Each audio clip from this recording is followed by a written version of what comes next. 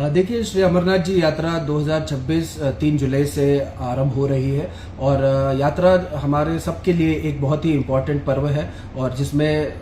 सारी इंतजामिया, सिक्योरिटी अमला और साथ ही साथ अनंतनाग की जो आम जनता है वो बढ़ चढ़कर हिस्सा लेते हैं और इन सब की भागीदारी से जो है एक संपन्न और सुरक्षित यात्रा का समापन होता है। तो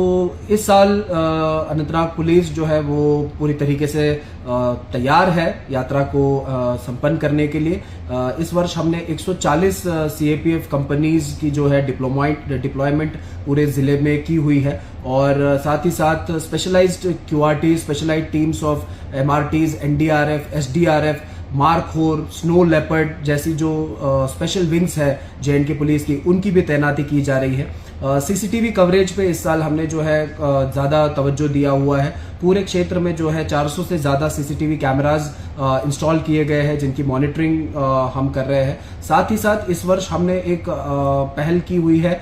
जिसका नाम है पहचान ऐप। ये ऐप एक QR code based verification system है जिसके जरिए जितने भी सर्विस प्रोवाइडर्स यात्रा में सर्विसेज प्रोवाइड करते हैं उन सब की वेरिफिकेशन के बाद उनको एक यूनिक क्यूआर कोड हमने प्रोवाइड किया हुआ है और वो क्यूआर कोड वो अपने साथ एक आई कार्ड के स्वरूप में कैरी भी करते हैं, जिसको कोई भी यात्री, श्रद्धालु या टूरिस्ट या सिक्योरिटी अमले का जो कोई जवान या अफसर है वो मौके पे उसको स्कैन करके बिना इंटरनेट के भी उसको स्कैन किया जा सकता है। स्कैन करके ये इंश्योर कर सकता है कि ये जो सर्विस प्रोवाइडर है ये एक रजिस्टर्ड सर्विस प्रोवाइडर है। तो इस ऐप की मदद से हमें यात्रा में एक सुरक्षित माहौल तैयार करने में मदद मिल रही है और साथ ही साथ जो अनवांटेड, अनरजिस्टर्ड और इलीगल एलिमेंट्स है उनको यात्रा परिसर से, यात्रा ट्रैक से दूर रखने में हमें कामयाबी मिल रही है। इसी के साथ साथ हम फेशियल रिकॉग्निशन सिस्टम का भी जो है उपयोग कर रहे हैं। एफआरएस कैमराज जो है जगह जगह पे लगे हुए हैं। ये ऐसे एआई मॉडल बेस्ड